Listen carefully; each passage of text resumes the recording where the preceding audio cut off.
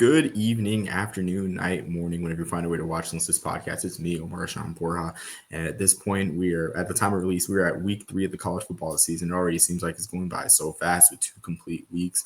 But still, during the season, conference realignment has to rear its ugly head again. And so that is what my guest and I are here to talk about. I'm joined by Garrett Armbrust, a Kicking with the Grid contributor and a Fox Sports Knoxville intern. Garrett, thanks for taking your time this morning just to come talk conference realignment. I guess it's back. It's never left. But yeah, thank you again, Garrett. Yeah, of course. No, I know we've talked on Twitter a good amount, so it's finally good to hop on the pod and talk some ball with you. I know you're a fan of all college football like me, from FCS all the way up to Power Four, and I think we share the same sentiment that we probably enjoy the smaller ball a little bit more than the Power Four stuff. But I think we're going to talk some Big Ten today, so excited to get into it.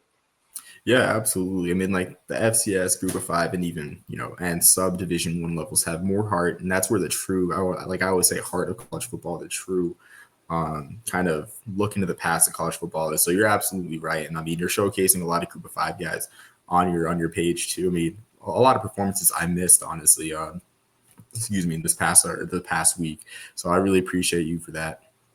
Yeah, of course. Love highlighting all the different players. And yeah, as you said, if it wasn't for those smaller schools, we wouldn't have college football. And I feel like a lot of those guys, they don't get the recognition that they deserve. And sometimes a lot of those guys get drafted and people have no idea who they are till draft night. And I just think that they should be showcased kind of during their collegiate career just as much as Power Four guys are. Yeah, I definitely agree with you there. I mean, it really is something that a lot of fans haven't heard. A lot of the players that are getting drafted their favorite teams. So truly is interesting. Yes. But going onto our topic, talking about, of course, the more well-known schools. So about last week at the time of this recording, Brett McMurphy released a report that the Big Ten, or that Maryland's president or athletic director said that the Big Ten would be expanding to 20 by the end of by 2030 or the end of the decade. And so, of course, I mean, there really isn't much else to say about the Big Ten anymore. As a whole, I mean, the operation that they are, but it's crazy that there's a need for them to expand to 2 more schools. But Garrett, I guess, what are your thoughts on this expansion drive in general? Yeah, I mean, I'm kind of anti-expansion. I think if it was up to me, we'd have the Big East Conference and the Southwest Conference back. We'd be going back to the old days. But the world that we live in now, they're trying to make these 2 super conferences, which obviously I'm completely against. I think, as we said earlier, we need to showcase more than 45 football teams. And the Big Ten, especially, I'm not exactly sure where they would go with the expansion. I think Notre Dame is definitely a team that'll be brought up. But to me, I think Notre Dame almost fits more in an ACC model. They kind of play an ACC out-of-conference schedule every year. A lot of their other sports at their school are ACC. But it's going to be interesting to see what the Big Ten does. Do they go after a team like a Florida State that wants to leave the ACC? Do they go after a Clemson? They're obviously going to try and go after a bigger brand that's going to want to leave. Most likely the ACC. Obviously, the SEC is pretty set right now. Or do they dip their toe maybe into the Big 12 and try and go get a top team there? It's just kind of interesting to see what they're going to do. Yeah, for me, so I think it's interesting you brought up Florida State because that's a lot of people's go-to.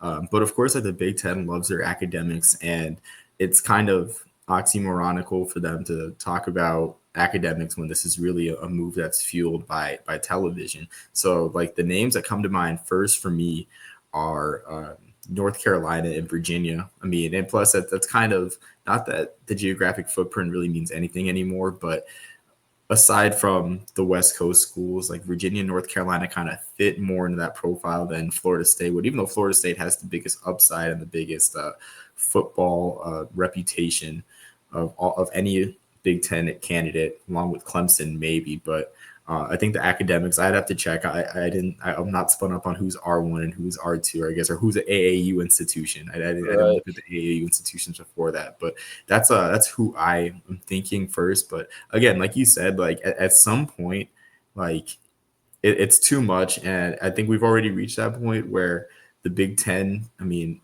unless they're adding Florida State or Clemson, it's really just, I mean, the move just doesn't really make sense, honestly, other than just being in a state for the sake of being in a state. So again, I'm with you on this one. I mean, yeah, there really isn't much sense. And it's like at which point it's like I'm not really sure that the Big Ten's product is all that attractive in terms of the cross country games. Like those are the games that I am just not inclined to watch for the Big Ten. Right, and I mean, if you add a UNC or a Virginia, like, is that really elevating your product that much? I mean, not to take anything away from those schools. Obviously, UNC brings in, more to their athletics. Their athletics department is strong across the board in basketball and a lot of women's sports. And Virginia, the same. Obviously, one hire away in basketball from being back, and a very strong baseball program. But when you're looking at this from a football perspective, a team like Virginia that over the past couple of years has struggled to make a bowl game, and a North Carolina team right now that has juice, but when Bill Belichick inevitably retires, do they keep that juice going? I don't know. Obviously, they have the big brand in Jordan and they have the money, but is it a sustainable model to be able to create if they add one of those teams to the Big Ten? Yeah, I think that's a great point, right? With like the the Jordan model, the money as well, where it's like they're already struggling to compete in the ACC. So what makes you think that North Carolina would be able to compete? And I'm not even sure. I think North Carolina for me is this might be a hot take, but I think they're a football program that kind of needs a reset in my eyes because if the best idea for their last two hires are retread Mac Brown, which no offense to Mac Brown, he had some great moments there, but I mean, he was old, honestly, and then he was old at the time of his firing, and then Bill Belichick, 72 years old. Like, what's going to happen, in the next 10 years or even that, like, next 5 years when Bill Belichick probably gets tired of this if he lasts that long. So that's kind of something that's, like, kind of cautionary for me in looking at UNC's football program, where it's like their best ideas are to, go back to the 90s or get a 70-year-old NFL coach that I don't think burnout's the right term for a Hall of Fame coach, but just faltered in his last year. So Right. that is something for me where it's like the candidates, unless you're going after Florida State or Clemson, like there really isn't much to draw from. Yeah, and the thing about Clemson too is, obviously Clemson has the big brand now. And I mean, you can take the positives and negatives from every school, but I don't know that Dabo's going to be there forever. I think inevitably he's going to leave at some point. And before Dabo went there, Clemson really was not anything that special of a football program in the years leading up to that. So you have to wonder if when he leaves, do they take a step back? I mean, obviously they're still going to be a competitive team, but when we look at this, 15, 20 years down the line, I don't know that I expect the same Clemson team that's on the field right now to be taking the field then. And as you said, UNC, they probably need, a new hire. I think a young face in their team would be good. I look at a guy like a GJ Kenny over at Texas State that has, high level offense, high octane offense, and Eric Morris that's probably at UNT going to get, an elevated status at some point. I think you need to go after a name like that that can build a program. I know these hires of Mac Brown, like, yes, he was a very good coach, but he was a very good coach at Texas in the early 2000s. Hiring someone in the 2020s going off their success 15 years ago maybe isn't the best model. Or going after a Bill Belichick, yeah, he's one of the greatest NFL coaches of all time, but he's on his way to retirement. So I think I think North Carolina especially needs to make a coaching hire that is going to be sustainable, and I think Clemson. In my opinion, Clemson or Florida State, as you said, would probably be the most attractive teams for me. Yeah, I agree. I think another school that I wanted to bring up in terms of Big Ten expansion, just from an academic perspective, Georgia Tech is for me an interesting candidate. I mean, they haven't done much in football since Paul Johnson's been gone. They look like they're on the rise, but I mean, Georgia Tech fits the academic profile. They could be kind of a statement move by the Big Ten to go into Georgia into SEC territory. So, what are your thoughts on Georgia Tech's candidacy for this Big Ten expansion? Yeah, I mean, I think it's possible. I'm from Atlanta myself, so I think it would be definitely a little bit odd to see a Big Ten, team dip its, geographic footprint down into Atlanta. Growing up, I was never a Georgia fan, but I know the Georgia Tech rivalry, even though it was a non-conference game, always a big matchup. And I think it would be an interesting one, as you said. Georgia Tech, very high level academic institution. Hardest school in the state to get into, that's at the FBS level or the FCS level for that matter, really any Division I level. And I think it would be an interesting one. I think they have a high upside. I think Brett Key's a very good coach right now, and I think the product that they put on the field over the past couple of years is is definitely elevated. Obviously, they went into Colorado and won the other night with probably their C- game. So they've shown that football wise they're rising up the crop, and I think that would be another interesting candidate, especially if you're looking at it from an academic level mixed in with an athletic level. Because again, they're another team that I think across the board has a lot of money and can contribute more than just football in their athletics as well. Yeah, I agree. Like, I think anytime the key, like you mentioned with budget, is anytime you kind of awaken the boosters, NIL donors, and everything, like it can do wonders for a program.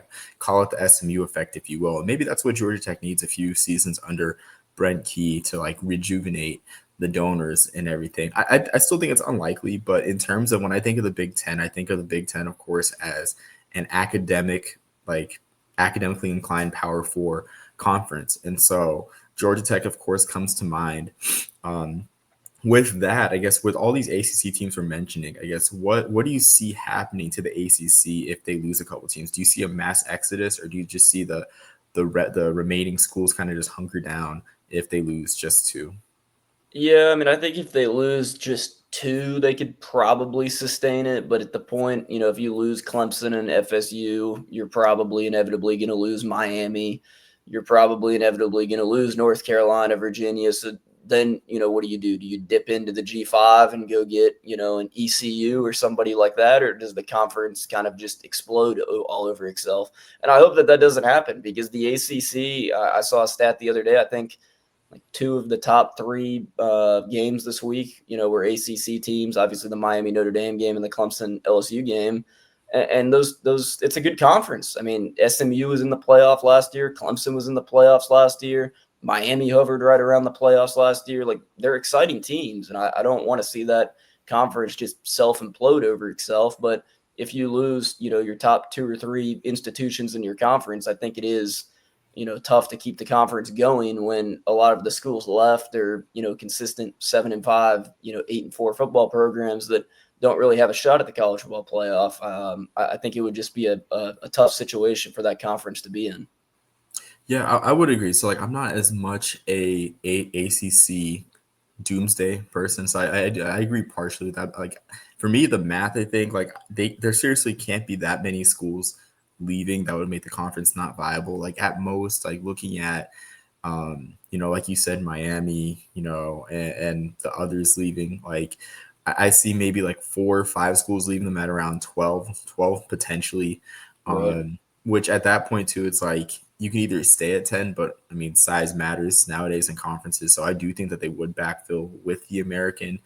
Um, and I just think, I think it's interesting too. Like, I think it brings an interesting scenario where, I mean, Army and Navy would possibly play a role, like Yeah. because the academies definitely like they have their brand, and as I mentioned on the Lambert Trophy podcast, like or actually I didn't mention it. This was offline actually. I had this conversation last night. It was not recorded, but yeah, like the Army Navy game has value, and if there's a way that the ACC can kind of either get that money or from the Army Navy game, or work out some arrangement where they benefit from having Army and Navy under their roof, like I can definitely see a scenario where it plays out. That being said, like I love the American. Anytime I have to bring this up as the American's designated homer, um, feeling that kind of Dave Portnoy role, like I love the American. Love this conference, never want to leave, but just kind of playing the possibilities. But but yeah. Yeah, no, I mean, you could probably even if if the ACC did, quote unquote explode, and maybe only 6 or 7 teams were left, and you did really have to dip your foot into that, G5 model. I think looking, from a geographical perspective, you could add a couple even Sun Belt teams. I think Coastal Carolina could make sense. I think App State could make sense. App State, obviously, since they moved up to FBS, has been one of the most consistent group of 5 teams in the country. Coastal Carolina, obviously, not moving in the direction that they would like right now, but had, a run of, a handful of good seasons, just in their past. And like I said, I think East Carolina is definitely a team that deserves a chance at a Power Four spot one day. I mean, their football stadium holds 50,000 people. They have one of the best group of 5 alumni, in the country. And Greenville's a very good football city. And like you said, I think Army and Navy would be extremely fun. West Point and Annapolis both, kind of on the East Coast where it makes sense for the ACC to dip their toe into that model. Obviously, a little bit more in the Northeast than most of their other teams, but I mean, Syracuse is in upstate New York, so it wouldn't be completely out of the realm of possibility. And I think it would elevate their conference to add those two teams. And I think that would be something that I would definitely look forward to seeing if it did come to fruition. Yeah, I think with the if this were to happen with the ACC, I think their approach should be to maybe create like a second edition of like the Big East, where it's like they're Northeast heavy, like you said, with Syracuse, Pitt in the footprint, Boston College in the footprint of the academies and everything. And I think that's something that, like you mentioned earlier on, like, you like we both wish the Big East was still around. And so there really is a hungering for Northeast football. But the Sun Belt, it's interesting too that you mentioned them, because yeah, they have programs that are in the footprint that are ready to compete now. Like James Madison obviously beat North Carolina like last year. I mean, by 20. Right. Marshall is a known asset. I mean, it's interesting you brought up East Carolina as well, because I feel like East Carolina kind of peaked at the wrong time in all this. But I mean, there's still a program that's been around for a while and has a proud tradition. So it's interesting to see where the cards shake out. But like, man, it's just crazy just to imagine. Like, it's hard to predict anything in conference realignment nowadays. It's Right. like it really is like, it's kind of like it's hard to kind of resist the urge to be like, okay, like I wonder what's going to happen in 2030. But man, like things are just going to be so different. Like who, Yeah. who knows what's going to happen? Yeah, I think if I could add, another team too to that ACC discussion, I think UConn, obviously an independent school, but Jim Moore has got them moving, in the right direction. I don't Yeah. know that they would leave, in basketball, that they would want to leave the Big East, but that would really elevate, from an athletic perspective, your basketball, two-time national champion in the past 4 seasons. And then football, like I said, obviously is rolling. I mean, they won 10 games last year, I think. And then, I mean, this year, if they beat Syracuse, they honestly have a path to the playoff. They legitimately could go 11-1 this season if they beat Syracuse. So I think that's another team that you could look at that adds value up in the Northeast. Yeah, I think UConn is something interesting too, because something that I thought of last night and talking with Bobby, the TNT College Football Podcast, is with the ACC at 17. Like, I think the best solution is to just add a team. Like, with them trying to go to a 9-game schedule and them saying it's mathematically incorrect, because all the solutions just don't really make much sense. The only thing that makes sense is to add a team. And for me, like, UConn seems to be like that team that's ready right now, that's in the footprint, that can deliver, that can, I guess, solidify more of the Boston market. Because I mean, Boston College is Boston's team, but I just don't think that Boston College has that hold around New England. And then, of course, like the basketball, like you said, like, I mean, that the UConn being in the ACC would probably help restore it back to its former glory. I mean, in a yearly UConn Duke game, I know people don't care about basketball as much for media contracts, or networks don't care, but that would definitely pull a lot of that would have a lot of network pull, a lot of a monetary pull for the ACC's broadcast partners. So yeah, I mean, I think UConn is a great a great pick, I guess, as a backfill, definitely. And I think that's what UConn might be playing the long game for. Mm-hmm. I know it's either that or the Big 12 are their only two options. And Right. yeah, like my friend Bobby says, P4 or bust, which it really is for Yeah. UConn fans. Yeah, and I mean, I think it would be good for them to dip their toe more into that market. Obviously, as you said, Boston College, right there outside of Boston, kind of in that Fenway district over there. But their, athletics department hasn't really done a whole lot in the men's sports in the past couple of years. And I think the UConn market kind of brings in more of the New York. You get Boston, New York City, probably even all the way down into Philadelphia. I think there's a lot of cities there that have big UConn alumni, fan groups throughout those cities. And I think that would elevate your Northeast product a lot. I think the Northeast deserves a shot to have more Power Four teams, because you look at the Northeast and there's a lot of teams up there that are good. Obviously, Army and Navy, very good last year. And even if you look at the FCS level, teams like Villanova, Lehigh, I mean, those are always very good FCS programs over the past handful of years. And there's just a lot of good football in the Northeast that people don't really know about. Yeah, exactly. And I think just to close out just the ACC talk, like, and the Northeast talk, like, the return of the Lambert Trophy definitely is something that people involved in Northeast college football are trying to bring back that kind of zeal for Northeast football, because like you said, like they deserve a shot, and the game's roots are in the Northeast. I Right. mean, winning a game in the Northeast was a path to national notoriety, and so would love to see the Northeast get back to prominence through the ACC, through some sort of consolidated um, ACC, but we'll see. And I guess it all starts with like this Big Ten expansion. Like I know everyone's waiting for 2030. 2030/2031 is like the new 2012 in terms Yeah. of like doomsday scenarios. So I guess only time will tell. But Gary, do you have anything final for the discussion? Final for the podcast before we sign off? No, not really. Just I guess whatever the Big Ten does, I hope that they just make the correct decision and don't add another team that doesn't make sense, because I feel like there's a couple teams in the Big Ten that don't really make a whole lot of sense to why they're in the Big Ten. Obviously, I think both of us, if we could have it all back, we would go back to geographical conferences. I think that makes the most sense, but obviously we're behind those days. We're into TV contracts and things that we can do of that nature. But I just hope that they can preserve the rivalries in college football. That's a big thing too for me. I don't want, one of these teams to join the Big Ten, and then not be able to play their, like if Notre Dame joins the Big Ten, I don't want their, Notre Dame Stanford game to go away, or I don't want the Notre Dame Navy game to go away. Like those are games that I want them to schedule each year. And I think some of the TV executives don't really care about the historic rivalries that come with some of these teams.